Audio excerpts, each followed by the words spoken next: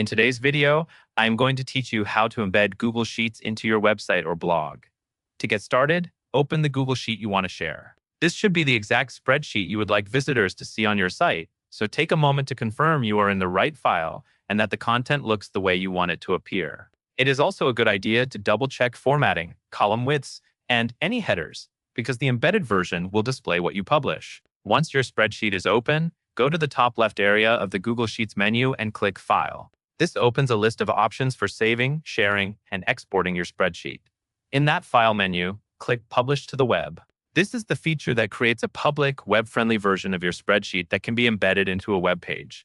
When you select it, a publishing window will appear. This window is where you control how the sheet is shared and how it will be displayed. Inside the Publish to the Web window, click Embed. Choosing Embed tells Google Sheets that you want an embed code rather than just a link. An embed code is what you will paste into your website or blog so the spreadsheet appears directly on the page. Next, click on the area that contains the embed code so it becomes highlighted.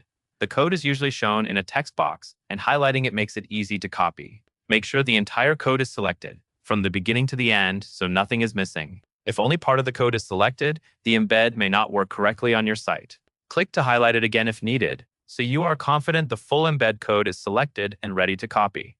Taking an extra second here can save time later. Finally, click Publish. This confirms that you want to publish the sheet to the web and activate the embed option.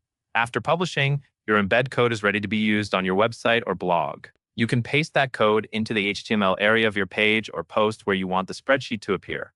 That covers everything you need to know, and that is all there is to it.